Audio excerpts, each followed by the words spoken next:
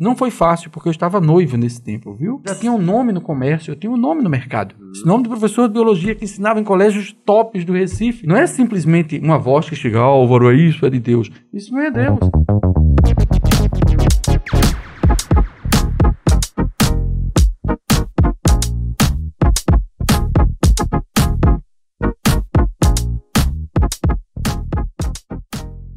Olá, tudo bem? Estamos aqui para mais um episódio do Pode Be. Meu nome é Vini Alcântara. E o meu é Gerson Brandão. E hoje entrevistaremos ele, que de títulos eu não consegui escrever direito aqui, mas eu vou tentar passar para vocês. Ele é nascido em São Lourenço da Mata, Pernambuco. Ele tem 51 anos de idade, é formado em Biologia, Filosofia e Teologia.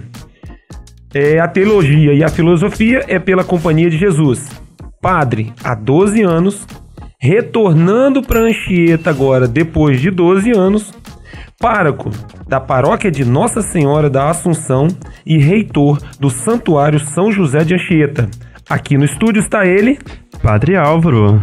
Agora você que está nos escutando, deixa o like embaixo, deixa o like. Deixa o like. Boa noite, Vinícius, alegria grande poder estar aqui com você também, Gerson. Amém. E com todas as pessoas que conosco vão participar desse momento, né, de podcast, aqui do Bigcast, na verdade, né, tentando buscar e ajudar as pessoas a compreenderem essa missão que estamos aqui para ajudar, colaborar mesmo com a cidade de Anchieta. Então, para a gente é uma alegria poder estar aqui com vocês no estúdio e participar diretamente aqui dessa entrevista. Fugindo um pouquinho do protocolo, mas a conversa foi tão boa logo de início, fala um pouquinho dessa retomada sua, só para as considerações iniciais. Eu vi aqui que tem 12 anos que você foi diácono e agora volta como padre e reitor da Nossa Senhora da Assunção, paróquia Nossa Senhora da Assunção. É isso mesmo, eu estive aqui em Anchieta 2010, eu cheguei aqui em fevereiro, fiquei até início de junho, que era o tempo de preparação para a ordenação de padre, né, ordenação presbiteral. E aí foi um tempo bom, como diácono eu pude ajudar e acompanhar o padre Henrique, que estava por aqui, e eram todas as comunidades da paróquia, eram mais de 30 comunidades nesse tempo. Sim. E aí a gente tinha que passar de uma parte a outra, né, e conhecer um pouco, então voltar para Anchieta e voltar para esse lugar. Tem uma natureza tão bonita e um lugar muito acolhedor, as pessoas normalmente acolhem muito bem, então isso para mim foi uma alegria, sabe? Ter, eu diria assim, amadurecido, porque eu acho que esses 12 anos me permitiu passar por diversos caminhos e obras da companhia e assumindo missões que são bem diferentes da missão dessa paróquia e do santuário, mas que me possibilitou assim estar mais experiente, né? E hoje já com a casa dos 50, então isso fica mais fácil ainda. Hoje, dia 5 de dezembro, nós estamos lançando nosso portal. Então, hoje, lançamento do portal da Podbe Notícias. Se você ver ali atrás, ó, podbe.com.br. Exatamente. Então, a gente está aí, como prometido no primeiro episódio que a gente fez, a gente está lançando hoje, exatamente com a presença do padre e com a bênção do padre, nosso portal, né, podbe.com.br, que vem contribuir exatamente com essa parte de informação, trazer toda essa experiência. Então, que você possa conhecer, pode acessar aqui, a gente vai estar colocando na descrição desse vídeo o link do site, mas também aqui, né, exatamente aqui, vai estar aparecendo a descrição do link do www.podbe.com.br. E assim, uma coisa é o seguinte, se você que está nos assistindo no YouTube, não esqueça, se você está vendo um recorte aqui no YouTube, aqui embaixo nós temos um link do vídeo principal. Então você que está no YouTube, está vendo um recorte, gostou da nossa entrevista, vai aqui e assiste o vídeo todo. E ó, lembrando, o vídeo é todo dividido por tema. Exato. Não tem problema, você vai assistir o que você quiser, a hora que você quiser, no seu tempo. A gente já fez isso já pensando na facilidade dos nossos conteúdos. Mas também se você estiver assistindo, né, dos nossos seguidores no Instagram, o link nessa entrevista completa está na nossa bio. Isso. E a mesma coisa pro TikTok. Você que só gosta de ficar no TikTok, achou um vídeo nosso, gostou da entrevista, achou interessante, o link também tá na bio.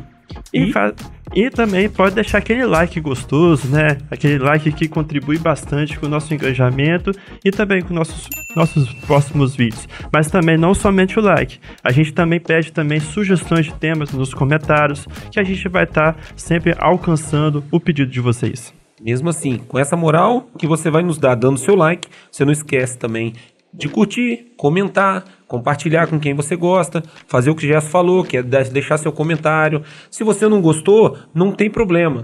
Dá um dislike, Exatamente. que a gente vai melhorar cada vez mais o nosso podcast. Tudo é engajamento. Então, Padre Elva, aqui quando o senhor chegou, a gente começou a falar, e o senhor comentou também sobre as obras, né? As obras que o senhor, antes de vir como reitor e pároco de Nossa Senhora da Assunção aqui, comente um pouco em que obras foram essas, qual a importância delas, aí a gente começa a nossa entrevista a partir de aqui. Tranquilo, Jefferson. Eu gostaria de iniciar com Fé e Alegria. Né? Perfeito. Porque se trata de uma obra que está em vários países do mundo. Nossa, que bacana. Então, hoje, em mais de 25 países está Fé e Alegria, não só no continente, na região sul-americana, porque nasce na Venezuela e vai pouco a pouco se espalhando. Né? Está também em alguns lugares da Europa, também na Ásia e na África. Né? A gente tem várias frentes na África hoje de Fé e Alegria. Então, eu estive em Fé e Alegria do período de 2012 a 2015 e nesse período como diretor nacional da Fé e Alegria. Poxa, que bacana. E nesse intermédio, o interessante é que ali eu consegui participar, inclusive, de estruturas da Organização Internacional de Fé e Alegria. Então, juntamente com outros, nós temos um coordenador mundial de Fé e Alegria, e esse coordenador ele conta com uma junta diretiva, uma espécie de conselho. Né? Enquanto eu estive em Fé e Alegria Brasil, eu participei desse conselho internacional. Que bacana. Então, assim, se trata de uma obra de um movimento popular de educação, né? Em que ajuda diversas faixas etárias, então acompanha, tem, por exemplo, aqui no estado do Espírito Santo, nós temos presença de Fé e Alegria que acompanhava bebês, então bebês que as famílias estavam em processo de doação, algo assim, e até jovens, né? E em alguns lugares também com idosos, adultos, movimentos. Então, a Fé e Alegria ela tem uma flexibilidade muito grande e isso ajudou muito com que a companhia pudesse fazer esse serviço em diversas áreas. No Brasil, a gente tem poucos colégios de Fé e Alegria, como na Bolívia. A Bolívia chega a 500 colégios de Fé e Alegria. Então, você tem ter passado por esse tempo de Fé e Alegria, depois de ter saído daqui, uma experiência muito positiva. Depois, uma outra obra que eu diria que, de nível nacional, de grande importância, que estive no Colégio Loyola, onde eu fiquei 4 anos e meio, responsável pela pastoral do colégio. Então, na diretoria em Belo Horizonte, Minas Gerais. Isso. Belo Horizonte de Minas Gerais. Então, em BH, ali eu estive, né, como diretor da formação cristã, da pastoral do colégio. Um colégio que tem média de 2.500 alunos. Então, você tem circulando 10.000 pessoas diariamente no colégio, entre funcionários, parentes, fornecedores, prestadores de serviço. É um colégio muito grande, que está bem no coração de BH, e ali eu fiquei 4 anos e meio. E ia sair daí depois de uma outra obra também de grande impacto nacional, apesar de ser uma obra pequena, mas estarmos juntos, é quando, na condição de superior das comunidades, acompanhei os trabalhos da FAGE, que é a faculdade onde eu estudei, em Belo Horizonte também, fiz filosofia e teologia lá, e é uma faculdade que tem mestrado, doutorado e pós-doutorado, uma faculdade de grande importância da formação, não só de católicos, mas eu diria de lideranças cristãs do Brasil. Sabe que hoje, então na FAGE eu pude acompanhar a reitora, acompanhar os colegas e os outros padres, então senti. Então, na minha parte, não era tanto de estar no departamento acadêmico da faculdade, mas era de sentir e acompanhar as pessoas que ali estavam trabalhando e como é que juntos a gente poderia dar essa sustentação como companhia de Jesus. Então, foi um tempo bom, tempo da FAGE. Além disso, claro, eu também estive em Feira de Santana, ajudando no colégio, que é uma outra obra de educação popular, mas que não é junto com Fé e Alegria. Ela está na rede jesuíta de educação e Teresina, no Piauí. Né? Ali foi... Logo que eu saí daqui, em 2010, quando eu estive em Anchieta, eu fui destinado para Teresina. E ali foi um tempo, uma escola também que está na zona rural, que ela atende filhos de pequenos agricultores ou de pessoas que trabalham ali naquela região, mas que é uma escola muito forte, porque 80% dos nossos alunos acessavam a universidade pública. Então, o ingresso pelo Enem, a qualidade do trabalho feito, né? Então isso foi uma escola que realmente eu guardo no meu coração com muito carinho, que é a ESAR, lá em Teresina. Ela parece um pouco com o MEPS aqui do Espírito Santo. Ela teve um pouco, na nascência da escola, no nascedouro da escola, ela teve essa dinâmica parecida com a MEPS, mas depois ela foi modificando, sabe? Isso é um pouquinho sobre as obras. Mas assim, só pra gente voltar, né? A gente pulou um pouco, agora a gente volta. Essa vida sacerdotal, da onde que floresceu? Da onde que floresceu essa inspiração para o sacerdócio? Olha só, eu estava hoje pensando também nisso. Eu sempre fui um menino que gostava de falar em público. Sempre gostei, não daquele jeito. E na missa sempre lia, sempre. Então uma criança que subia no caminhão do comício para falar também. Uma criança que estava na escola, estava sempre falando lá na frente.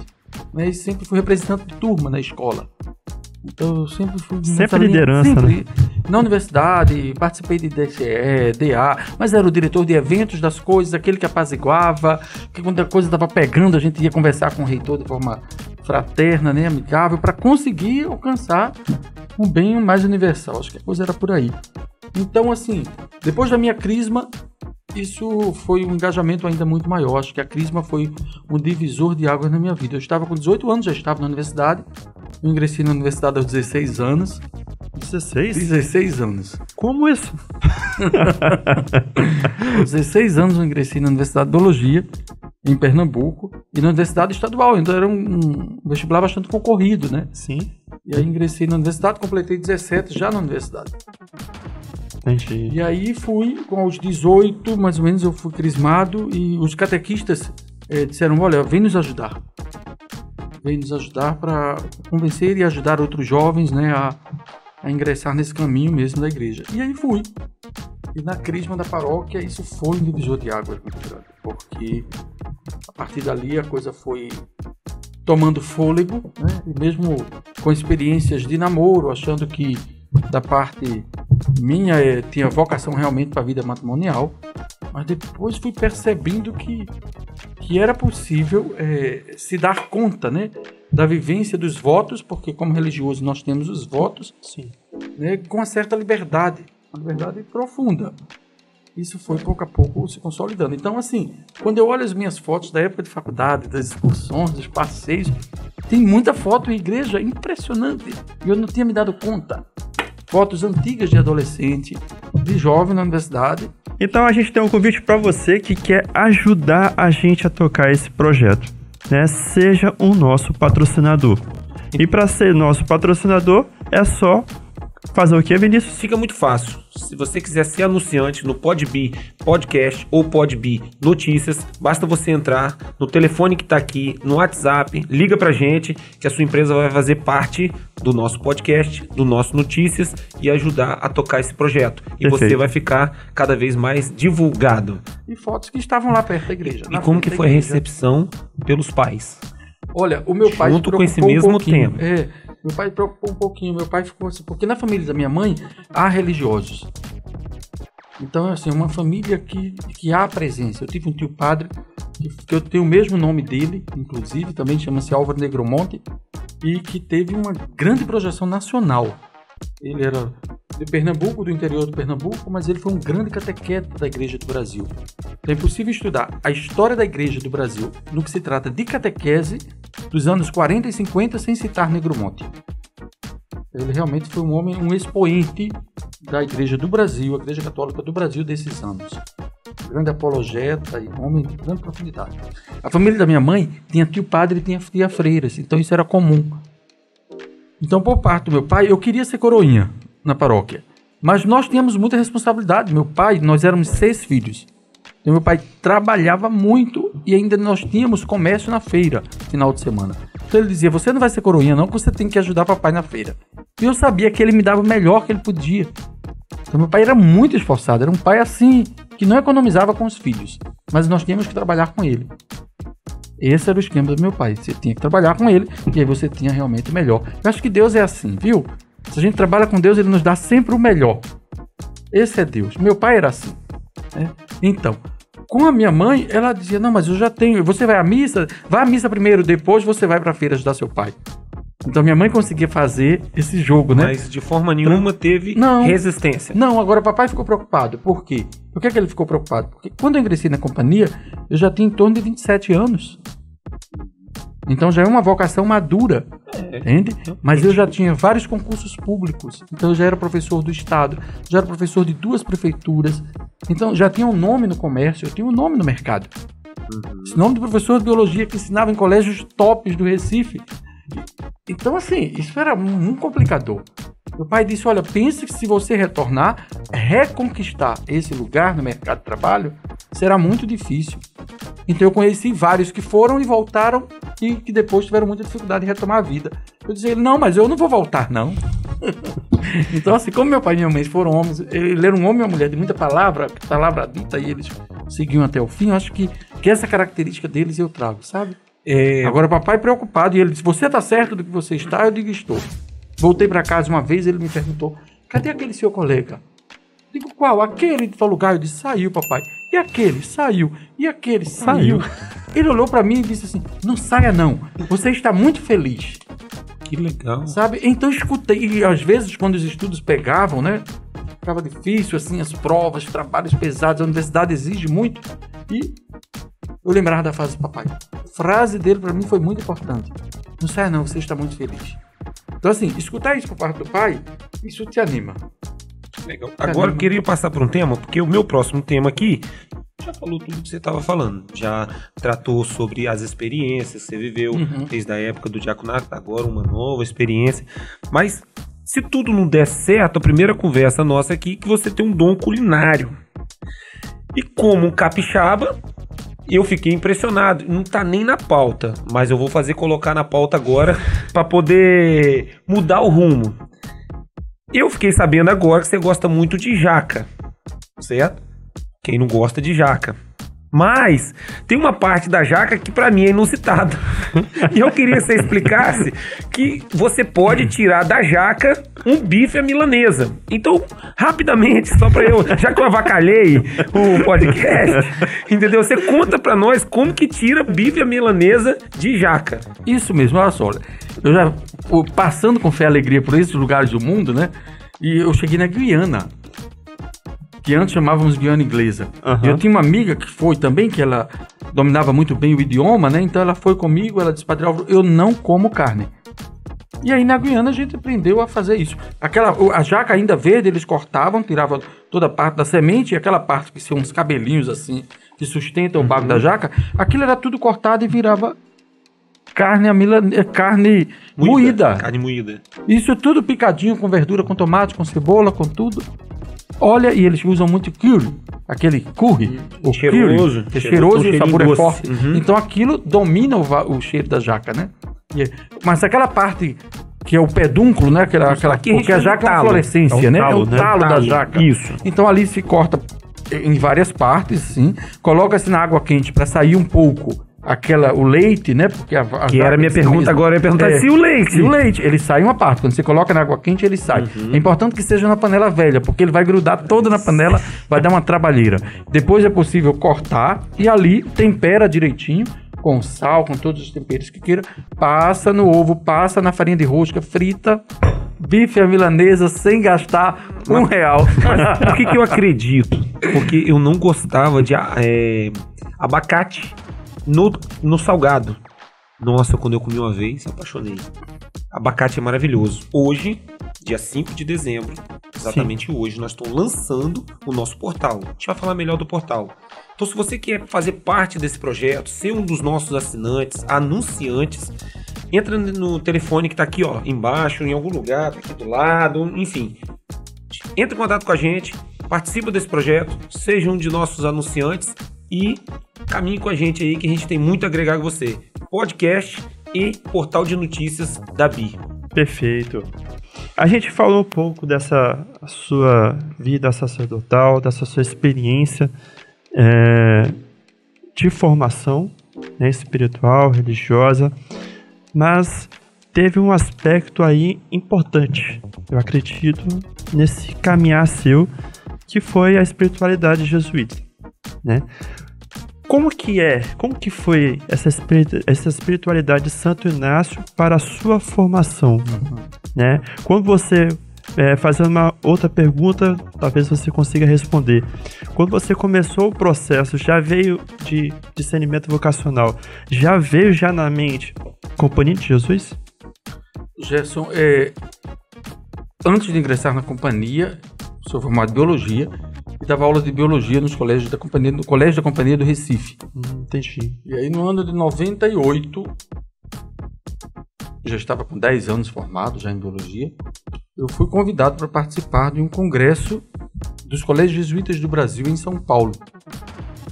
E aí neste congresso, quando eu cheguei na casa de retiros, que era uma grande casa de eventos, eu diria, onde agregou o congresso, nessa casa havia uma placa assim, uma foto bonita, com uma paisagem e escrito: entrar com ânimo e liberalidade.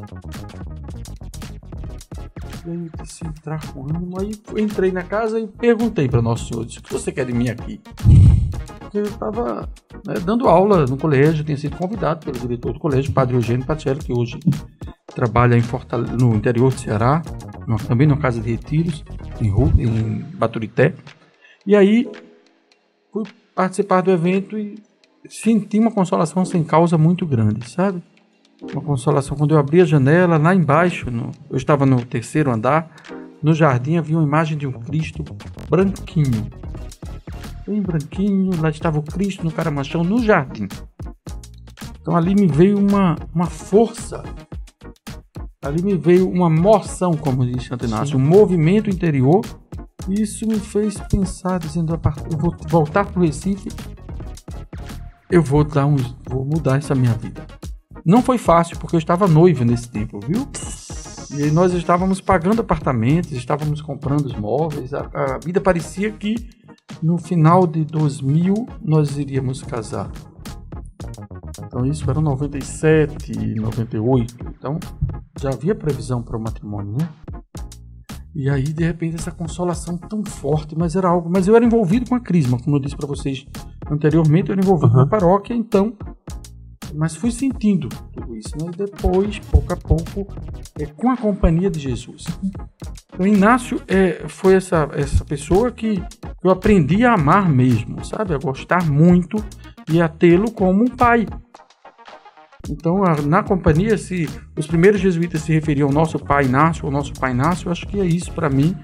Eu tenho o Santo Inácio como esse pai espiritual, como esse homem que me ajudou no processo de formação. E eu tive a graça depois de padre já, a última etapa da companhia, de fazê-la na Espanha. Então, de conhecer os lugares inacianos, né? De estar na casa que Inácio nasceu e viveu a vida inteira, de ir na margem do rio Cardoné, onde fez a experiência dos exercícios espirituais, onde ele escreveu o texto dos exercícios, né? De ir no mosteiro de Montserrat, onde ele fez a vigília de armas, né? De estar em Roma, no quarto que ele viveu os últimos dias dele e ali mesmo morreu. Então, assim, de conhecer os lugares inacianos, né? E obras sociais que ele fundou em Roma. Então, para mim foi uma experiência assim. Então, a companhia, ela me ofereceu o melhor que eu poderia ter, que foi a experiência dos exercícios espirituais. Ali, para mim, realmente foi os meus primeiros exercícios. Para quem está nos ouvindo e para você, Vinícius, é uma experiência de um retiro de 30 dias, retiro de silêncio durante 30 dias. E que Santo Inácio propôs, ele fez essa experiência e escreveu. E aí, quando ele anotou, ele passou a oferecer também a outras pessoas. E ninguém que tenha feito os exercícios espirituais continuou sendo a mesma pessoa na face da Terra. Mesmo que ela diga assim: eu nego, eu não gosto, eu não vivo, mas não tem como ser mais a mesma pessoa. Porque é algo que permite um grau de abertura da alma tão grande, do coração, da visão de mundo, de visão de pessoas, que é algo que te proporciona assim, agir e ser diferente. E não é uma coisa simples, porque é uma conversa que vai se dar durante 30 dias entre você e Deus. Entre você e Deus. Tem alguém que te acompanha, tem alguém que está junto com você, te oferecendo como um instrumentador cirúrgico. À medida que você precisa de um bisturi, ele te oferece um bisturi. No momento que você precisa de uma agulha, ele te oferece uma agulha. Assim como você tem um instrumentador cirúrgico, você tem uma pessoa que acompanha você no exercício durante os 30 dias. Então, você não está sozinho no sentido estrito da palavra, né? Porque muitas vezes mexe muito com a própria história, com aquilo que a pessoa... E o próprio Deus, a maneira como ele vai falando, é preciso que a gente ajude a discernir. Essa é uma palavra riquíssima. na espiritualidade naciana, né? Santo Discernimento, Inácio né? cria as regras de discernimento. Então ele, a partir da experiência dele, ele apresenta o que é realmente o discernimento. Um discernimento para buscar encontrar a vontade de Deus e, encontrando essa vontade de Deus, realizar na sua vida. Não é correr, mas realizar na vida. Mas isso tudo depende do grau de abertura de cada um. Então, para mim, assim, a espiritualidade naciana, o modo naciano de viver, isso para mim é um diferencial. Existe uma frase de Santo Inácio que te marca ou que você leva, eu tô chamando de você, Não, tudo isso bem? mesmo, é tranquilo. É falta de costume, tá? Uma frase que te marcou, que te marca, que você leva. Não, há muitas, Sim. muitas, né? Mas uma delas que eu acho que é a grande... No final dos exercícios, já no final ele vai dizer: em tudo, amar e servir a nosso Senhor. Em tudo, amar e servir a nosso Senhor. Então é uma frase que é... Porque ela é uma espécie de síntese de todo o período de 30 dias. Então ela só vai aparecer no final do texto, no final da experiência, né? E essa do início do texto, que é entrar com ânimo e liberdade, que foi a frase que me fez entrar naquele dia num congresso e entrar com ânimo e liberdade. O que Nosso Senhor vai querer de mim aqui? Não sei. Deixa eu fazer uma pergunta extraoficial. É ânimo e liberdade. Ânimo é meio que assim, sem muita interpretação. Agora, o que é liberdade? Porque para se fazer realmente uma experiência espiritual, Gerson vai me bater. não vai. Nem ele, nem ninguém que está nos escutando. Para que uma experiência realmente seja espiritual, Inácio vai nos dizer que é preciso a gente sair do amor próprio, do interesse próprio e do querer próprio. Então a liberdade ela vai se dar quando a pessoa está querendo realmente encontrar a vontade de Deus e não quando ela quer que Deus faça a vontade dela. Então o nível de liberdade é para se alcançar o fruto. Então eu vou discernir sobre se fico aqui ou se mudo, se deixo esse trabalho ou se vou para aquele trabalho. Então para poder fazer um verdadeiro discernimento, tem que estar animado para isso, ou seja, movido pela ânima, a palavra, né, que vai dar origem ao desenho animado, à vida. Então assim, se colocar inteiro e sem querer necessariamente que aconteça do jeito que você quer, mas do jeito que Deus quer. Então isso é a verdadeira liberdade. É quando a gente abre mão do querer próprio, do interesse próprio e do amor próprio para buscar o querer de Deus, o interesse de Deus e o amor de Deus. Então para a gente isso é muito forte. E essa é uma das frases assim de Santo Inácio que eu visito com muita facilidade, inclusive nas missas. Porque eu acho que ajuda a gente a entender o que Jesus está dizendo no Evangelho, o que ele está dizendo, né, nas relações dele com as pessoas. O que ele mais deseja é que as pessoas pudessem ser livres de verdade, né? Dos condicionamentos do Império Romano, dos condicionamentos do judaísmo, livre, a ponto de sair do querer próprio, do interesse próprio, do amor próprio e buscar o de Deus. E quando a gente busca o de Deus e reconhece, não é simplesmente uma voz que chega: Álvaro, isso é de Deus. Isso não é Deus. A partir dos movimentos que vão acontecendo no coração, dos sentimentos, dos pensamentos, das vozes, das pessoas que vão me dizendo, olha, especialistas, eles vão me ajudando. Se o discernimento ele é mais complexo, a gente tem que buscar especialistas mesmo. Pessoas que entendem da área para dizer, olha, por aqui pode ser que você acerte, né? E aí tenho que pensar, pera lá, como está meu coração diante disso tudo? Estou querendo fazer meu interesse, meu amor, meu querer? Não, ainda não consigo discernir. Não vou escolher ainda não. Vou voltar, vou esperar um tempo. Então isso é liberdade. E ânima é esse movimento que o espírito, por isso que o exercício é chamado de espiritual. Não é um exercício como, por exemplo, um exercício de condicionamento. Alguns poderão dizer, não, mas se trata de um exercício de condicionamento, tudo te ajuda, porque você está em silêncio, você está numa casa que você tem condições de dormir, de comer, 30 dias, parece que não é um hotel. Não é um hotel. É um lugar que realmente você ali vai se colocar inteiro e vai sofrer, e vai se alegrar, e vai chorar, vai sorrir, mas sempre em companhia de Deus. Então, assim, é algo que eu diria que acho que caberia a qualquer pessoa humana, sabe?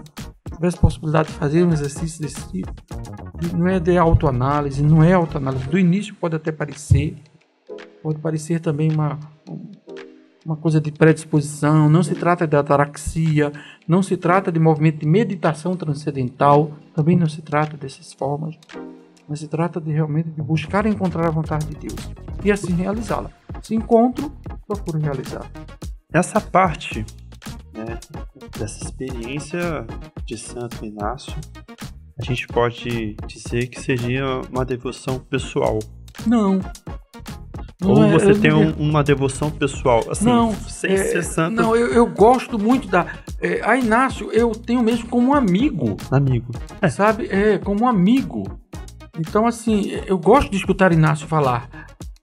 Eu gosto de ler o que Inácio escreveu. Sim. Sabe? As cartas inacianas, as constituições da Companhia de Jesus, o livro dos exercícios espirituais, são mais... Em Portugal foram encontradas mais de 100 cartas atualmente. Porque foram na Catedral de Coimbra, que é antiga, né? Da época de Inácio. Então ele escrevia muito aos portugueses e vice-versa.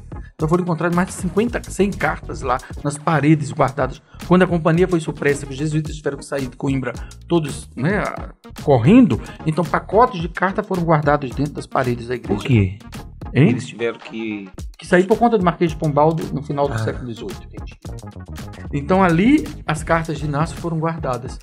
Mas são mais de 500 conhecidas as cartas de Inácio. Então, ler Inácio, ler a forma como Deus conduz uma pessoa, isso é encantador. Entendi. Porque Inácio para mim então é essa pessoa constantemente assim, está me referindo, está buscando. Claro, porque ele faz uma experiência de Cristo profunda. Não é Inácio, é Cristo. A espiritualidade inaciana, apesar dela ser chamada inaciana, mas ela é necessariamente cristocêntrica. Não é? Então Inácio faz a experiência de um Cristo, mas um Cristo que é que está com ele, que é Senhor, que ele reverencia, que ele cuida e se deixa cuidar por Cristo. A tal ponto que ele pergunta: que fiz, que faço, que devo fazer por Cristo? Não é? Acordar de manhã fazer essa pergunta assim mesmo. Que fiz hoje por Cristo? Faço por Cristo o que eu devo fazer por Cristo? É uma pergunta que deve nos mover no dia a dia. Inácio tem várias perguntas que são movedoras, sabe? Eu digo, também tenho uma devoção, porque devotar-se é colocar-se, como dizer assim, esse estilo de vida para mim me chama atenção. Eu me baixo diante desse estilo de vida. Não é a pessoa, é um homem, né, que também se sabia pecador. Né, se sabia pecador. A tal ponto que ele não quis que a companhia se chamasse Companhia de Inácio, os inacianos. Não, mas em momento de oração ele percebeu que Nosso Senhor o queria como companheiro. Ele disse: então, serei companheiro de Jesus e não outras companhias, como por exemplo a comunidade, os franciscanos se chamam por causa de São Francisco, os beneditinos São Benedito de São Bento, os agostinianos por causa de Santo Agostinho.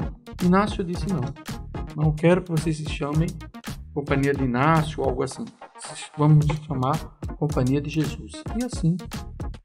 Essa sua ingressão, mas eu amo São José de Anchieta, viu? Vamos chegar nele. Mas essa sua inspiração, né, enquanto sacerdote, Companhia de Jesus, já tive uma convivência muito grande com os jesuítas, né, aqui em Anchieta, em Cunha, né? E a gente sabe que os jesuítas são bons estudiosos, né? Gostam de estudar, né? Tem a formação acadêmica como, eu acredito que também é uma parte que Santo Inácio sempre pediu fielmente, estudem a base do conhecimento. Pode ter sido também essa ajuda? Com certeza. Como você era professor, Companhia de Jesus Educação, tem uma ligação? Tem muito. Sabe, a forma da companhia. E eu até pensei que diria assim: eu não vou ter mais essas coisas de cheque. É verdade? Não vou ter mais essas coisas de dinheiro, de coisas para administrar. Também pensei muito tempo, eu vou entrar nisso, né? E depois essa questão da própria escola, isso eu não vou me envolver mais tanto com escola, mas um evangelho nesse tempo de discernimento, desse discernimento vocacional, um evangelho que me pegou e até hoje ele me desmonta, é o evangelho de que Jesus disse que o reino dos céus é como um tesouro escondido no campo. Então o homem vai, vende tudo que tem e compra o campo. Ele não arranca o tesouro e leva com ele. Então para mim, a educação é o campo. Foi nesse campo concreto que eu encontrei o tesouro. Entendi. Então, assim, pra mim foi algo que... E eu gosto desse evangelho, gosto mesmo, sabe? O reino dos céus é como um tesouro escondido no campo. Então, hoje, tudo pra mim... Eu tenho um amigo que dizia assim, eu não sei se eu tenho um padre ser professor ou se é um professor que é o padre. Porque eu tô sempre explicando. Então, assim, e tentando tornar aquela linguagem que muitas vezes é bastante complexa, a linguagem bíblica ou a linguagem teológica, né? De forma mais simples. Sim. Para que as pessoas consigam. E tem um outro amigo jesuíta que diz, nossa, você facilita muito.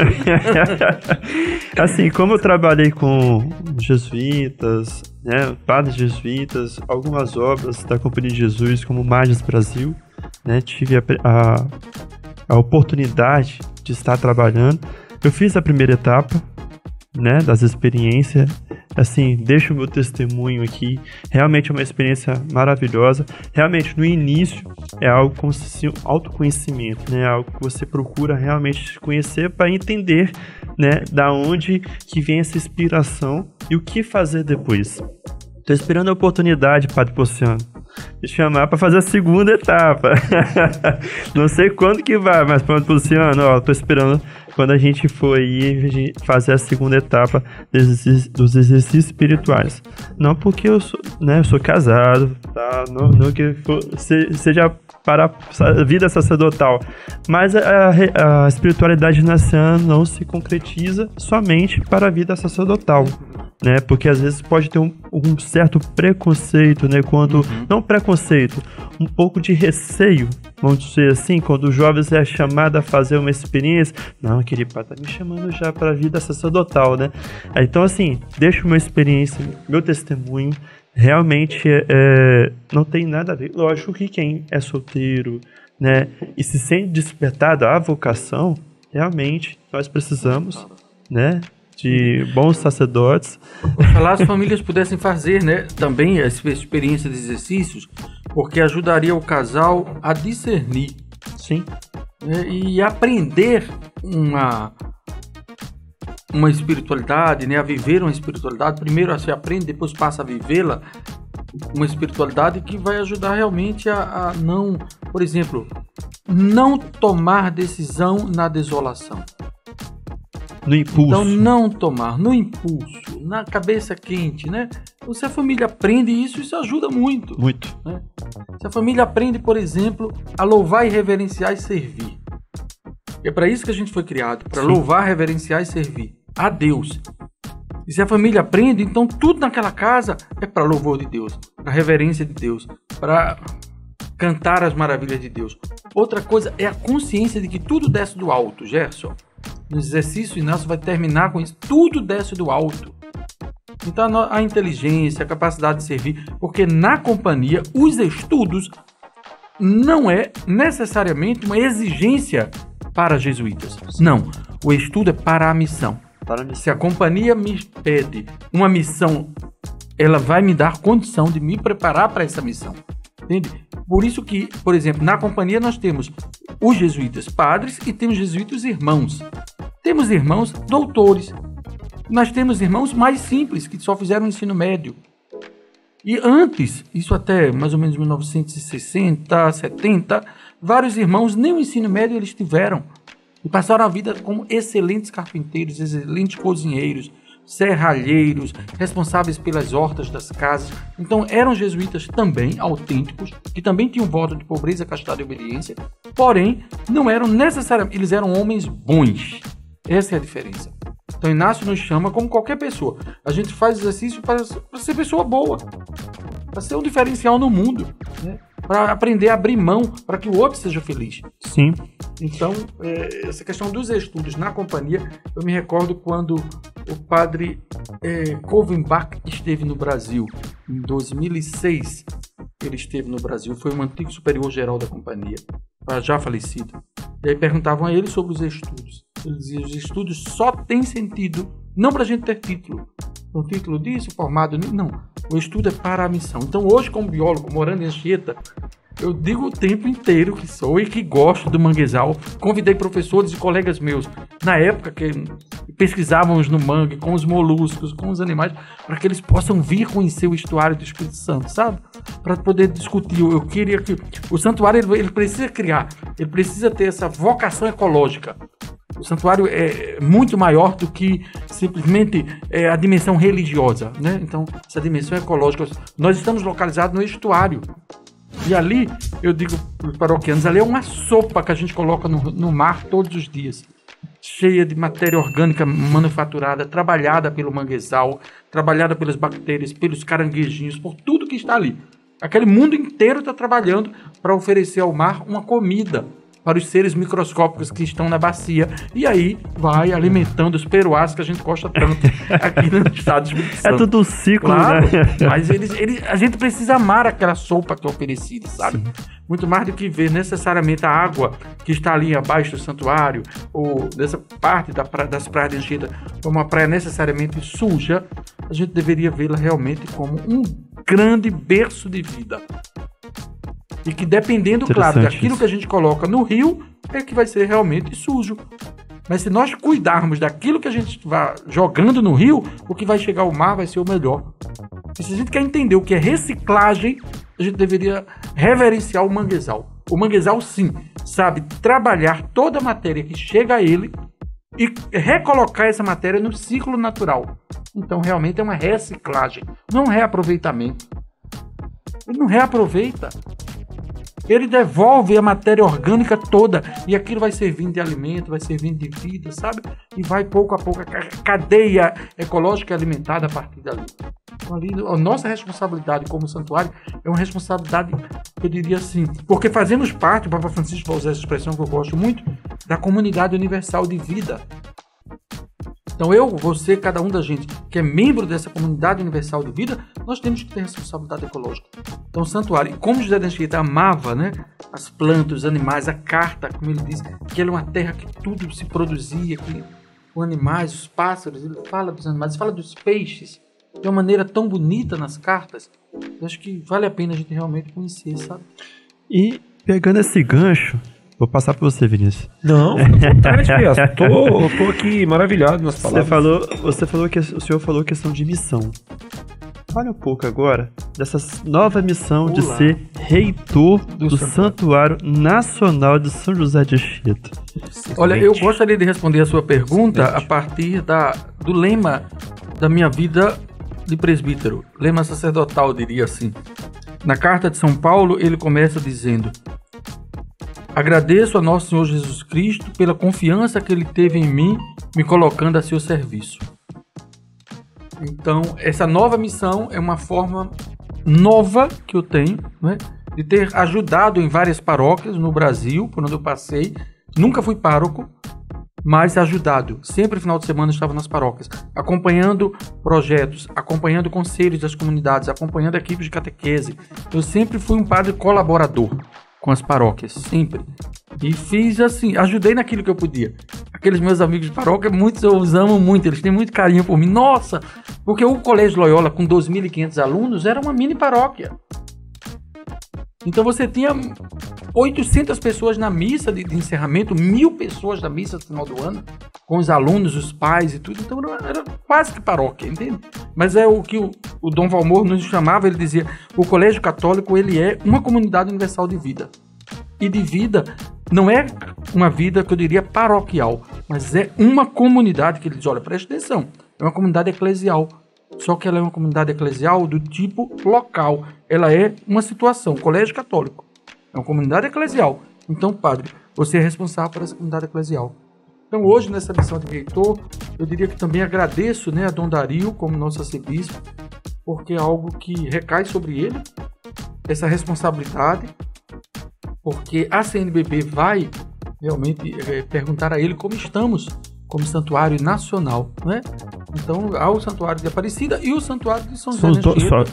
Só os dois, né? O santuário de São José de Anchieta como copadroeiro do Brasil, né? Então, é algo que é importante, não só para o Estado, mas da Igreja. É um santo que não nasceu no Brasil, mas tornou-se, né? Brasileiro. Talvez um dos brasileiros mais brasileiros que a gente já teve oportunidade porque ele realmente se debruçou sobre a cultura, né? Se envolveu com as pessoas, procurou viver como as pessoas viviam, né?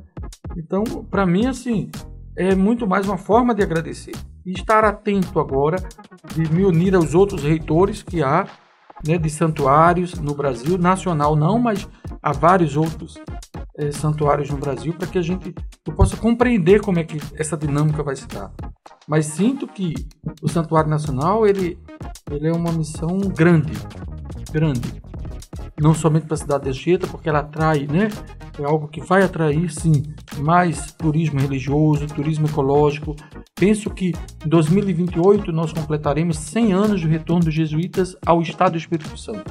Depois da supressão da companhia, e somente em 1928 os jesuítas retornam. Esses dias, Jefferson, aquele busto que está na praça do santuário completará 100 anos, dia 12 de dezembro. Tem uma curiosidade. Completa 100 anos que ele foi posto ali. Tem uma curiosidade, mas ele fica para depois. Então, assim, é uma missão muito interessante, né? É muito mais do que uma igreja antiga que é bonita e que atrai. Não, é a missão de realmente ajudar Jesus a ser conhecido por meio do Santuário Nacional. Perfeito.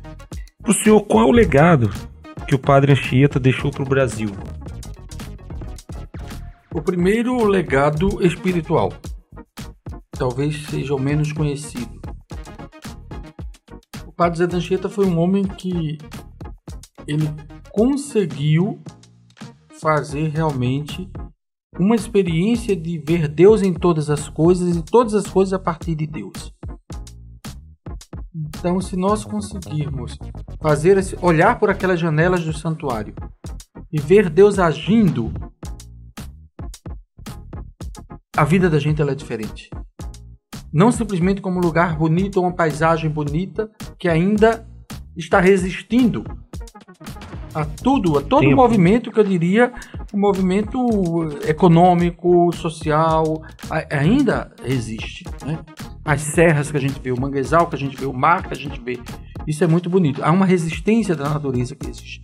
Mas Anchieta deixa esse grande legado espiritual para o Brasil, que era um homem que sabia ver Deus e uma capacidade de transcrever essa sua vida espiritual em forma de poesia.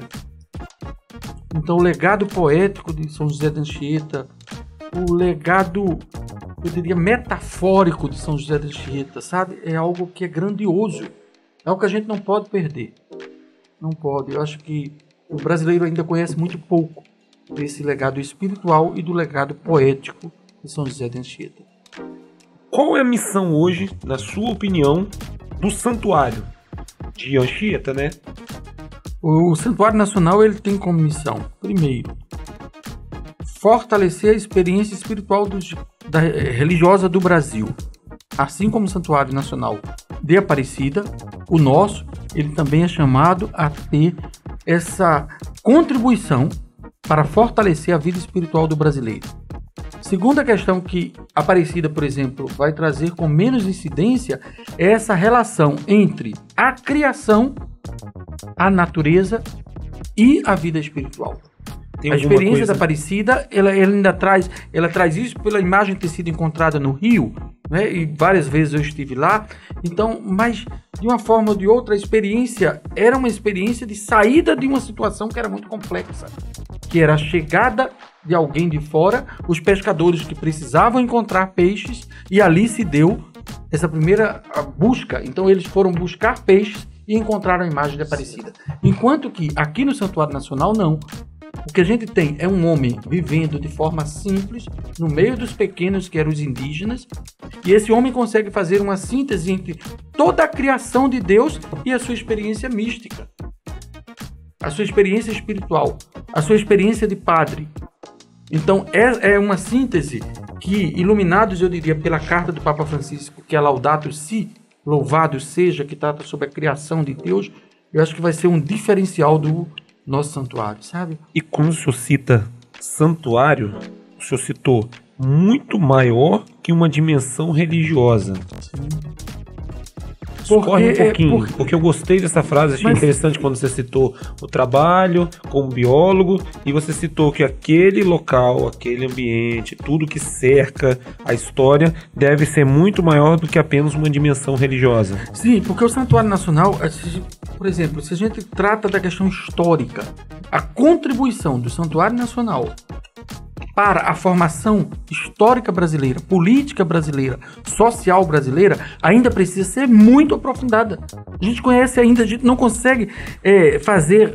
A própria doutora Maria José, que é uma portuguesa que mora, né, aqui no estado do Espírito Santo, que pesquisa sobre a presença dos jesuítas nessa região, ela vai trazer isso com muita ênfase, dizendo precisamos conhecer ainda mais, estudar ainda mais, buscar as cartas, para poder sentir, só na dimensão histórica, o como o Santuário Nacional de José de Anchieta, aqui na cidade de Anchieta, Espírito Santo, contribuiu para a formação sociopolítica brasileira. Porque você imagina que, na dimensão do indígena, em que muitas cartas e de outros movimentos diziam que eram pessoas de menor valor e que não tinham almas, São José de Anchieta disse: vou morar com eles, vou ajudá-los e vou entender como eles vivem a sua vida espiritual. Ele não negou a vida espiritual indígena. Ele não é uma catequese no sentido duro da palavra, mas é alguém que procurou ver como os elementos de uma fé, que era a fé indígena, eles poderiam ser ainda mais aprofundados com os traços que ele trazia da arte, da cultura, que era da experiência católica. E não era simplesmente uma católica reprodutiva, porque os exercícios espirituais que eu faço, ou que eu fiz, vai ser totalmente diferente da forma como você vai experimentar, a forma como qualquer outra pessoa experimenta. Então é algo muito personalizado. Então o santuário, na dimensão histórica, precisa ser aprofundado. Na dimensão educativa, eu acho que no processo educativo brasileiro, da formação educativa, eu acho que a gente precisa reunir no santuário, a partir dos documentos, a partir de um centro de investigação, que hoje a gente tem um centro de documentação. A gente precisa criar ali espaço em que professores, estudantes de mestrado, doutorado, possam realizar suas pesquisas e compreender como o processo educativo pode ser libertador. E como foi iniciado esse processo educativo com José de Anchieta aqui no estado do Espírito Santo. Então ele acompanhava as cartas, Vinícius, e uma das cartas que ele fica indignado porque o rei de Portugal não se devia admitir meninas nas escolas brasileiras. E São José de Anchieta, ele escreve ao superior dos jesuítas e dizendo: as meninas deveriam sim ser admitidas, porque as meninas são mais atenciosas, as meninas elas prestam mais atenção às aulas, as meninas conseguirão dar bem mais frutos, os meninos estão preocupados com a caça, os meninos têm que preocupar com a pesca, os meninos indígenas têm outras preocupações, as meninas têm menos preocupações, elas teriam muito mais condição de aprender. Então você veja, não é a questão de gênero, eu não posso considerar que a Anchieta pensava a partir daí, isso são categorias de hoje. E o que você tem é uma sensibilidade para quem tem maior abertura para a música, quem tem maior abertura para a poesia, quem tem maior abertura para o teatro, e considerar a alma de cada pessoa a partir da sua individualidade, o coração de cada pessoa a partir daquilo que ela é, daquilo que ela traz. Né? Então São José de Anchieta ele teve. Então isso a educação brasileira precisa ainda conhecer.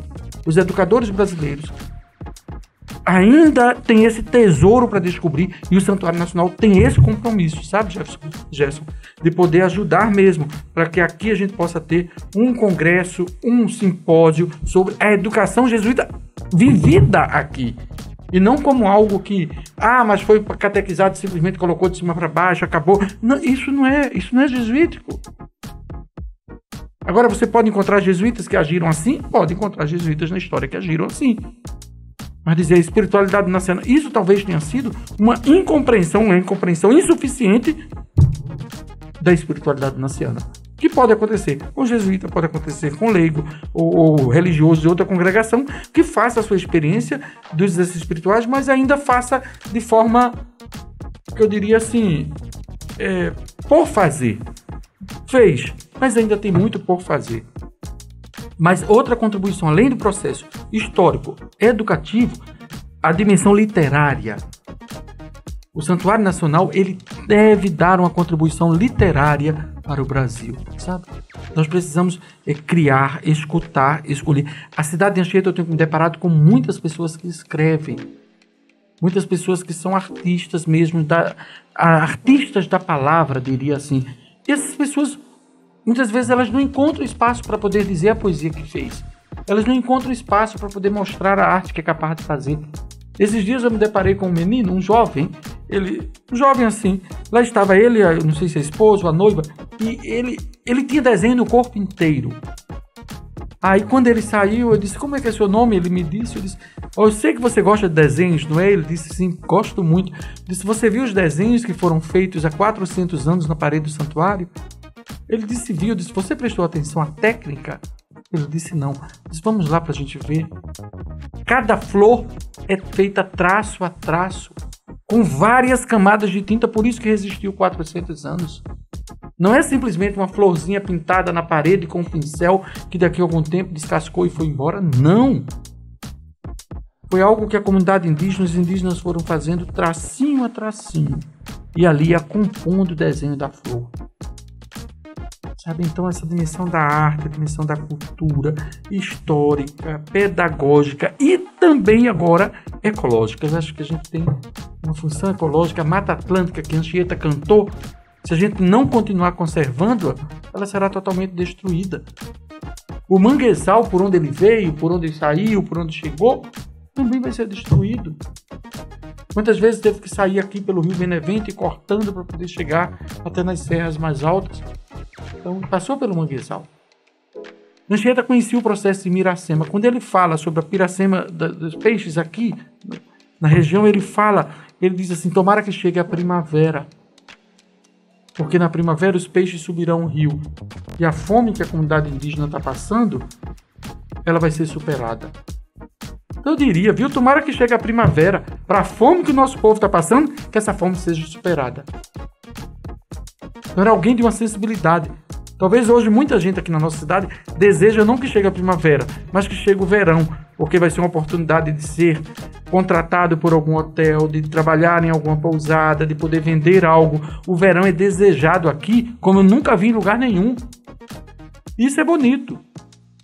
Isso é bonito porque é uma oportunidade que a pessoa terá, né, de conseguir juntar uma graninha, de se organizar, e eu estou ao lado desses pequenos que estão na luta. É muito interessante que ele vai entrando no tema e o tema já pula pro que a gente vai falar. Você reparou? Exatamente. Ele entrou no tema do santuário, aí já falou, toca a bola, porque já agora vai entrar santuário. Aí a gente agora ia chegando nos finalmente, agora nós íamos tocar no tema turismo. Existe, e o Fé e Alegria, né, que esse projeto social está aqui no estado também, presente em Vitória. Existe uma possibilidade, né, dessa contribuição também, enquanto santuário, esse intercâmbio, Fé, Alegria, Vitória, santuário? Olha, eu tenho a maior esperança disso, viu? Como disse para você, eu já fui diretor-presidente do Fé e Alegria do Brasil, e hoje é o padre Alexandre Raimundo, mineiro, muito bom. Inclusive ontem conversamos sobre o assunto de Fé e Alegria. Ele está assumindo Fé e Alegria, porque estava até então o padre Antônio Tabosa, e o padre Alexandre que está assumindo Fé e Alegria do Brasil. Então eu tenho muito desejo que o Vilmar, que hoje é o coordenador estadual do Fé e Alegria, aqui, né, a gente possa estabelecer essa parceria. Já intima o Vilmar lá, ó. Já intima o Vilmar. Olha pra ele, que ele vai assistir o recorte e fala, Vilmar, já estamos te intimando. Isso porque em Vitória o trabalho era feito junto ao Ministério Público. Né, e junto à equipe jurídico do Estado, que acompanhava menores, meninos e meninas, que estavam nas chamadas casas de acolhida. Sim. Em Cariacica, em parceria com a Prefeitura de Cariacica, o nosso trabalho era com as creches. Então nós tínhamos uma creche muito boa em Cariacica, bem estruturada, e com essa creche, além da creche, ainda tinha um projeto maravilhoso, que era um projeto ecológico, com meninos e meninas que iam pela manhã à escola e à tarde estavam conosco, ou vice-versa, projeto de contraturno. E era muito interessante porque era uma área de ocupação onde o Fé e Alegria está, né? E aí os meninos, eles conseguiam, por exemplo, na Fé e Alegria tinha alimento, e eles traziam coisas que eles conseguiam, garrafas, plásticos, coisas assim, e ali eles mesmos faziam o processo de gerenciamento, de troca daquilo e levavam alimento para casa. Então foi uma forma bonita que Fé Alegria conseguiu desenvolver. Em Laranja da Terra também tem um trabalho de educação para o campo de Fé e Alegria. Então, Vilmar, eu já te intimo e acho que nessa condição agora também de superior dos jesuítas e coordenador do núcleo Espírito Santo, né? Porque para os jesuítas a categoria de superior e no Espírito Santo para coordenar os trabalhos que acontecem aqui. Então, é algo que eu pretendo com muita alegria, com muita expectativa. E com muita fé. Com muita fé, com muita alegria trazer. Porque Fé e Alegria tem, o Vilmar, ele tem uma capacidade, assim, eu digo assim, o próprio projeto Fé e Alegria é um projeto que busca financiamento. É um projeto que busca parcerias. Então, não é uma empresa ou uma organização, porque ela está na categoria de ONG. Né? Ela está em uma organização não governamental. Mas foi desenvolvida toda uma expertise, toda uma capacidade técnica que o que a prefeitura exige, por exemplo, para estabelecer uma parceria, a Alegria consegue responder. Entende? Porque é uma pessoa jurídica consolidada, tem capacidade de prestações de contas, tem capacidade de gerenciamento das despesas, tem capacidade de atendimento. Então, existe uma organização nacional, né, a partir do próprio escritório da Companhia de Jesus no Brasil. Então, não se trata de algo que está fora da companhia. A Fé e Alegria pertence à Companhia de Jesus no Brasil. E está em todos os países, em cada país pertence à companhia onde ela está, sabe? Então, assim, se a gente consegue trazer com essa parceria com o poder público, com a iniciativa privada, Fé e Alegria para Anchieta, a gente vai dar um plus, seja na formação para o trabalho, seja acompanhando a formação de educadores no santuário, que o santuário pode se tornar um lugar de formação de professores, um lugar de formação de agentes sociais, pode se tornar um lugar de formação para a política, tudo a partir mesmo da experiência de Fé e Alegria. Eu acho que a gente só vai ganhar porque é uma obra consolidada e com experiência ecumênica maravilhosa no Estado do Espírito Santo. Então, é uma coisa que isso também agrega ao santuário, sabe? Para a gente não ficar necessariamente atendendo somente a comunidade católica, eu diria, né? A nossa missão é maior do que atender somente aos católicos. Então, quando hoje a gente tem um museu, que é um centro de interpretação, a criança, a escola traz todos os alunos que desejam vir. Não é necessariamente, eles vêm para estudar história, eles vêm para estudar língua portuguesa, eles vêm para estudar matemática, a partir da experiência do próprio museu. Então não é necessariamente para conhecer a vida do santo e sair dali devoto do santo, ou mudou de religião. Não se trata disso.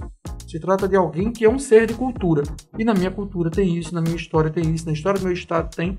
E isso atrai. Atrai turistas de diversas formas, de diversas experiências, sabe? Eu acho que isso é a importância desse veio político no sentido turístico da cidade, né? Sim. Uma política de agregação, uma política de acolhimento.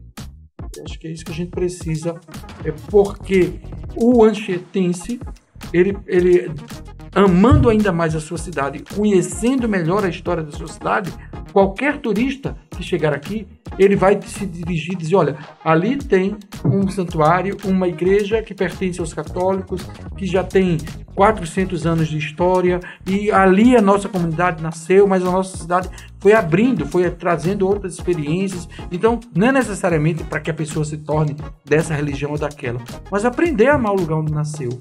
Perfeito. Né? Então, isso é um... Vamos lá, uma marca do santuário. Continuando como turismo. E como agora, turismo, claro. Nós vamos também passar turismo religioso. Bora. A pergunta que eu tenho a te fazer é o seguinte: qual que é a sua opinião em relação à exploração turística, em relação à imagem de São José de Anchieta e todo esse contexto que a gente vê em relação a esse tema de São José de Anchieta, santuário e a exploração turística que envolve esse tema? O que você pensa em relação a isso? É um desafio. Primeira dimensão eu tenho sempre considerado como um desafio, porque alguém que chega para visitar, então há várias pessoas que vêm ao santuário porque fizeram uma promessa ou elas querem agradecer uma graça alcançada. Então o santuário tem essa dimensão necessariamente como lugar de oração, né? Então ele tem necessariamente essa missão. Essa é a primeira missão dele. Oferecer espaço de oração e acolhida ao peregrino espiritual. E aí chega alguém que não é dessa dimensão espiritual, que vem para conhecer. Essa pessoa tem que ser acolhida bem, igualmente. Como se ela viesse para a missa, como se ela viesse para confessar, como se ela viesse para uma orientação espiritual. Sabe? Então, eu preciso agora realmente no santuário, aí já é um apelo, né? Nós precisamos de agentes, de pessoas que estejam realmente com essa capacidade de sorriso aqui, sabe? Para acolher quem chega, para mostrar que roteiro a pessoa pode fazer ali. O que é que ela gostaria de ver? Não, eu gostaria de conhecer o prédio. Pronto. Então você vai entrar por essa sala, por essa, você vai ver isso. Algo simples. Não precisa explicar nada para as pessoas. Mas é ter alguém sempre. Então no santuário hoje a gente tem ainda a necessidade de ampliar esse corpo de pessoas participando, então daí a necessidade de ampliar a parceria com o poder público a partir dos fomentos que falava o prefeito aqui mesmo com vocês, né? Com iniciativa privada, nós precisamos melhorar isso aí. Porque isso vai fazer com que a pessoa, ao visitar a cidade de Anchieta, passando pelo santuário, ela vai dizer, em todos os lugares que eu estive naquela cidade, eu fui bem acolhido. E a hospitalidade é uma marca de São José de Anchieta. Esse homem tinha uma capacidade de acolher quando outros jesuítas passavam por aqui, sabe? Então, assim, é algo, Vinícius, que necessariamente alguém que vem uma romaria, por exemplo, ontem nós recebemos um grupo em torno de uns 40, 50 pessoas que veio de Cachoeiro do Itapemirim. Cidade próxima nossa, mas eram senhoras de apostolado da oração. Vieram à missa, participaram, mas o cuidado que a gente teve de acolher e vice-versa. Se as pessoas vieram dizer, estamos rezando, unidas ao Papa Francisco. É um movimento de oração do Papa Francisco, ligado a ele. No mundo inteiro. Então, assim, é essa capacidade que a gente tem que ter, né? De acolher, a hospitalidade. Essa é uma marca.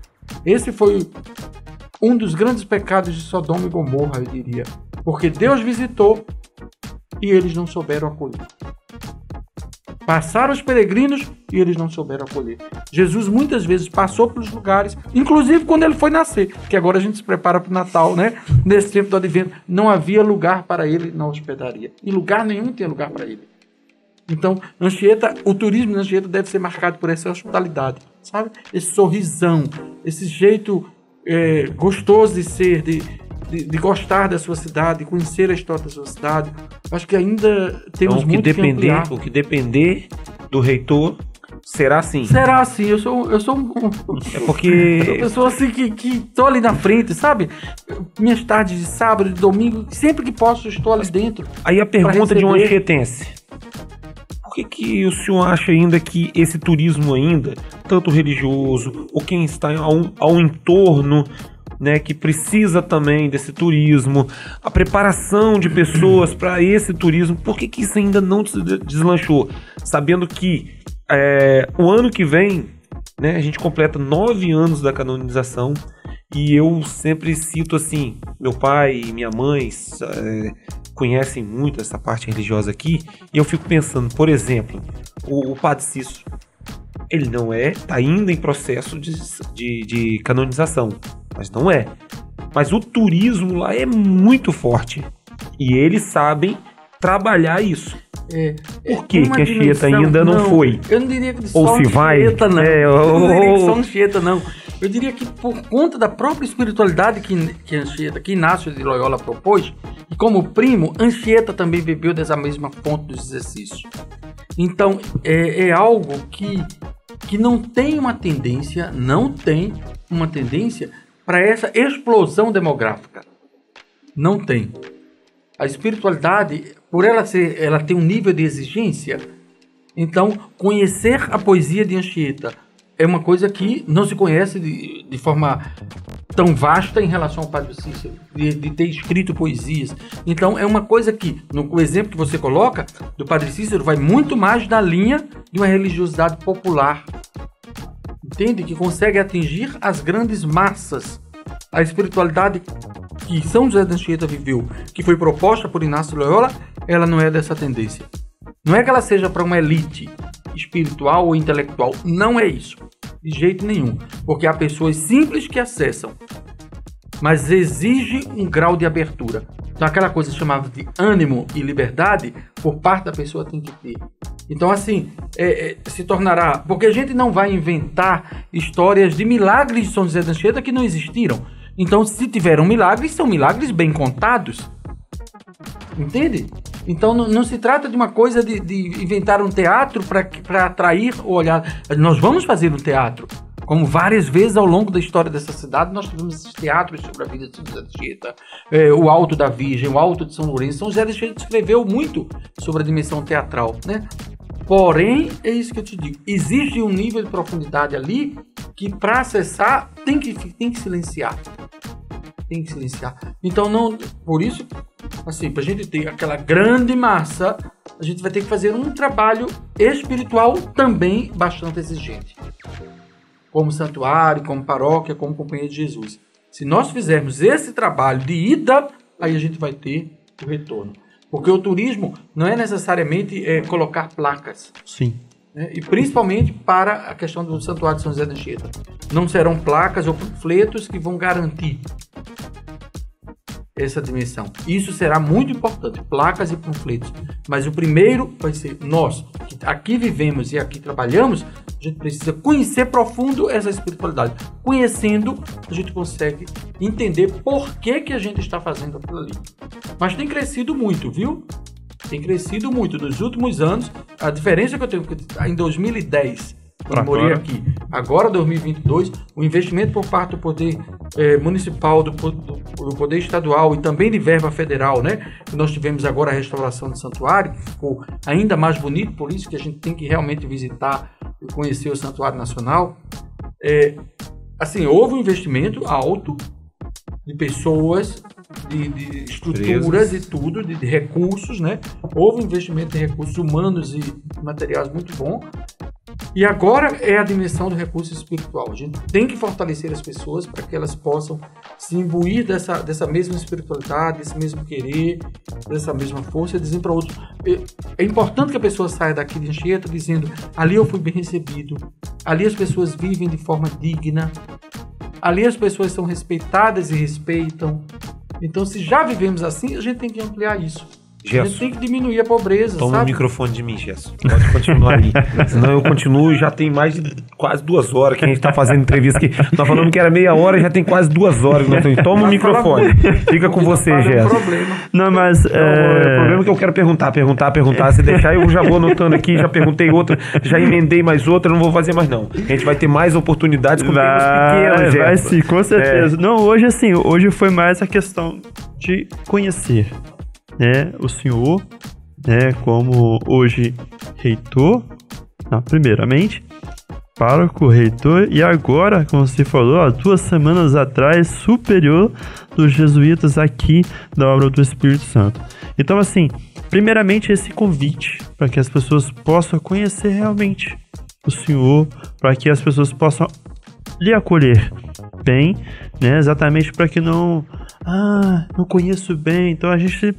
Falei com o Vinícius, vou chamar o Padre Álvaro aqui, que a gente possa realmente mostrar que ele está vindo para fazer aquilo que Padre Nilson começou, aquilo que Padre César também iniciou, né? Padre César iniciou, Padre Nilson deu uma continuidade nos seus projetos e o senhor também vai vir trazer esse projeto.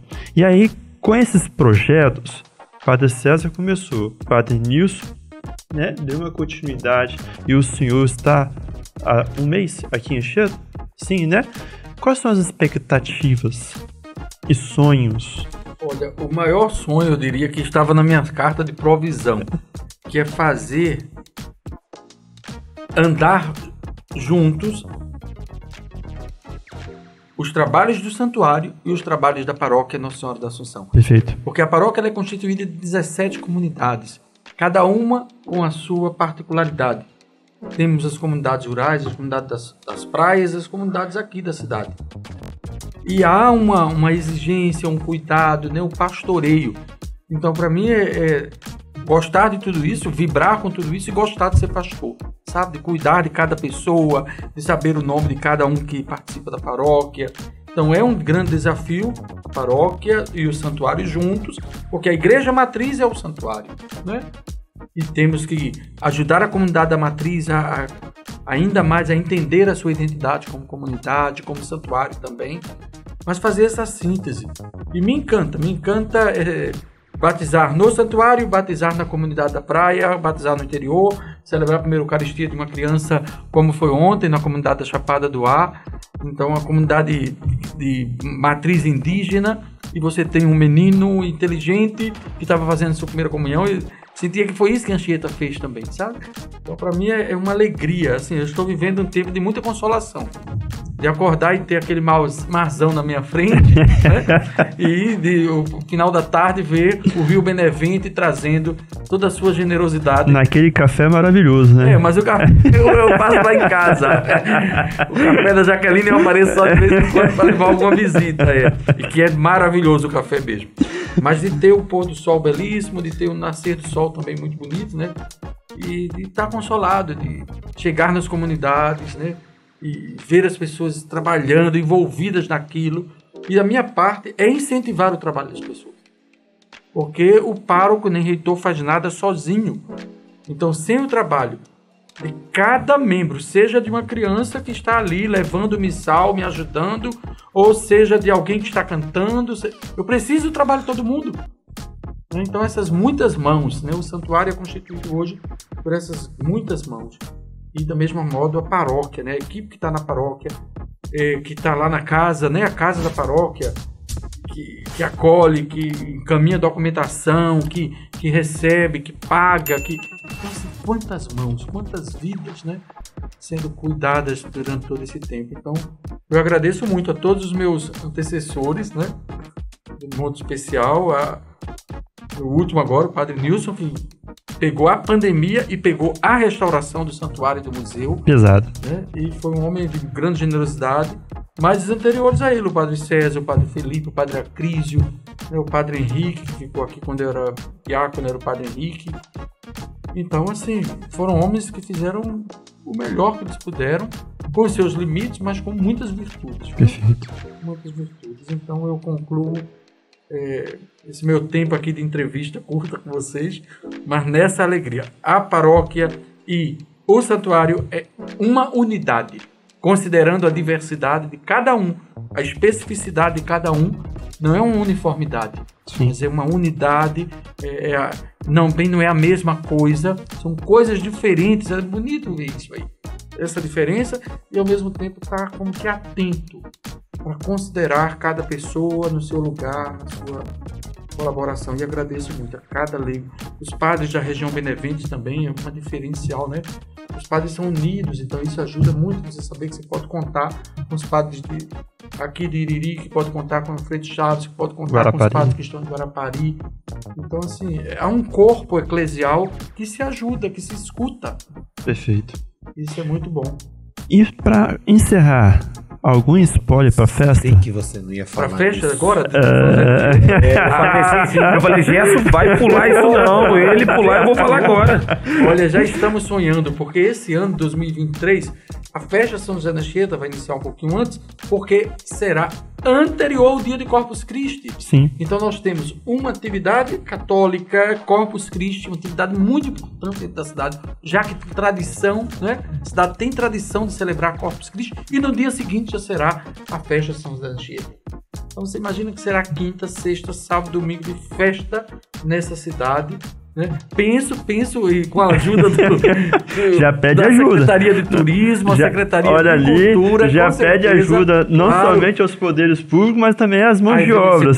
Claro, e nós temos que fazer uma grande festa mesmo, né? Trazer, quem sabe, um sertanejo católico pra gente poder escutar uma música boa, né? Bem cantada, pra gente fazer uma grande festa na noite do dia 9, que será na sexta-feira. Então, quinta-feira, Corpus Christi, com todas as celebrações que nós temos próprias desses dias, nas comunidades, na igreja matriz, com o tapete. A gente precisa incentivar isso, é cultura, não tem que perder. Pelo contrário. E no dia 9, a festa São José da Anchieta, com a missa muito bonita, né? E em seguida já prometeram que no dia 10, que é no sábado, a cidade vai fazer. Eu gostaria que eu até conversava com o Caio, nosso secretário de turismo, dizia: Caio, não usa mais o termo festa profana, mas a festa social. Porque Deus está em tudo, em todos os lugares. A gente tem que ver as coisas a partir de Deus, né? A partir de Deus, como Deus vê as festas, como Deus vê a alegria do nosso povo, como vê essa integração. Então vamos pensar, há uma festa religiosa? Sim. Há uma festa religiosa, mas não tem o profano religioso. Acredito que essa é a diferença de São José da Anchieta. Sabe? São José da Anchieta não era necessariamente o índio que estava, ou a índia, não, que era o mal, pelo contrário, porque se fosse algo do ruim, se fosse o lugar do mal, ele ali não ia. Mas era ver Deus em todas as coisas e todas as coisas em Deus. Ele aprendeu isso na espiritualidade naciana e acho que nós também devemos aprender. Perfeito. Então o Caio vai preparar uma festa bonita no sábado, mas na sexta-feira nós temos que ter uma festa maravilhosa lá no átrio da igreja. Perfeito. Preparando a grande festa de São José da Anchieta 2023. É isso. Então, para encerrar, né, Vinícius? Considerações finais? Essas nossas considerações finais, já que já existiu um spoiler, né, pra festa. Não, spoiler, uma intimação com o Caio. O Caio vai ver esse recorte e vai ver que tem uma intimação. E a gente vai para as nossas considerações finais, padre. Primeiramente, agradecer novamente a presença do senhor, né, em nosso 4º episódio, né, aqui no Podbi. Já falar que a casa está aberta, né, quando precisar falar de algum tema ou espaço, não, eu quero gravar algo específico para o santuário, a gente está aqui, né, para fortalecer e ajudar nessa missão do santuário hoje aqui em Anchieta. E também deixar, né, como a presença sacerdotal aqui, esse pedido da benção, padre. Pra gente que possa concluir esse encontro, né, esse bate-papo de 1h e 27 minutos de 1h e 27 minutos, para que a gente possa ir para casa, aqueles que estão nos assistindo também possam estar assistindo e abençoando a casa de cada um. A você que está conosco nesse tempo já da entrevista, né, ao especial Gerson que está aqui, sua família, o Vinícius também, que Deus possa conceder sempre mais graça, bênção, saúde, paz, para que a gente possa comunicar sempre a verdade. Esse é o desejo. Que a Podbi, essa empresa, né, iniciando e com esse desejo de levar uma mensagem a cada um e a cada uma da gente por meio das redes sociais, isso possa realmente ser um veículo da verdade. Um veículo de paz, de esperança, e que aqui as pessoas possam ter boas notícias. Isso é o Evangelho. A palavra Evangelho significa boa notícia. Então aqui estamos, que Deus abençoe a cada um e a cada uma. Ele que é Pai, Filho e Espírito Santo. Amém. Amém. Fiquemos em paz, muita saudade, eu vou ficar por aqui e vamos marcar o próximo, se Deus quiser. Agora você que está nos escutando, deixa o like embaixo, deixa o like. Deixa o like, viemos aqui porque queremos o seu like, isso é verdade. Sua participação. Nós queremos, o Santuário Nacional precisa da sua visualização, precisa do seu like. A Bi Comunicações também precisa do seu like e da sua comunicação. Não deixa de divulgar, não. Partilha, divulga, chama outras pessoas para escutarem essa entrevista. A conversa foi boa que a gente esqueceu de pedir. Não pediu? Não, mas agora é pedir com mais ênfase. Agora tem um peso fora de série. Eu ia até pedir para você jogar nós dois, mas não joga mais não.